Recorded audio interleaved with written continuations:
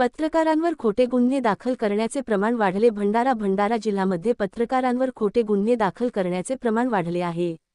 वरिष्ठ पोलीस अधिकाऱ्यांचा अहवाल आल्यानंतरच पत्रकारावर गुन्हा दाखल करण्याची मागणी बहुजन एकता पत्रकार संघटनाच्या वतीने करण्यात येत आहे.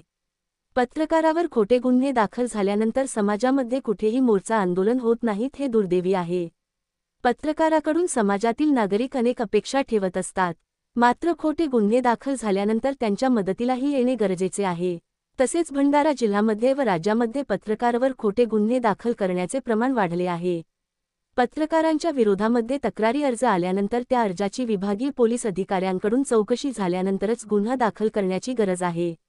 यापूर्वी सुद्धा अनेक हल्ले भंडारा जिल्ह्यामध्ये आणि महाराष्ट्रात ठिकठिकाणी झालेले आहेत. त्यातील असंख्य प्रकरणामध्ये पोलिसांच्या भूमिका ह्या संशयास्पद राहिलेल्या आहेत. हे धडधडीत प्रखर सत्य सरकारच्या अजूनही लक्षातच आलेले नाही असे म्हणता येईल का? सामाजिक प्रश्नांना वाचा फोडून राजकारण्यांना प्रसिद्धी देणाऱ्या पत्रकारांच्या समस्यांना वाचा फोडण्याची उपरती मात्र समाजातील या सक्रिय घटकांमधून कोणालाच होत नाही. त्याच्या सामाजिक साधनेचे कुठेच मूल्यमापन नाही. कार्याप्रती तिळमात्र कृतज्ञता नाही. शासन आणि प्रशासनातून तर ती नाहीच नाही. अनेकांना सेवा देणाऱ्या पत्रकारांप्रती आपला काहीतरी कर्तव्यधर्म आहे याची जाणीव ठेवण्याची संवेदनशीलता समाजामध्ये राहिली नाही. म्हणूनच सर्व बाजूंनी पत्रकार हा अन्यायग्रस्त आणि उपेक्षित घटक आहे. त्याला सन्मानित करण्याची प्रदर्शनं हे बहुतेक ठिकाणी फक्त प्रसिद्धीच्या मतलबाचे नामी फंडे असतात. प्रशासनातील अधिकारी आणि कर्मचाऱ्यांची अनैतिक पितळ उघडी पाडतात म्हणून ते तर पत्रकारांना मित्र समजतच नाहीत.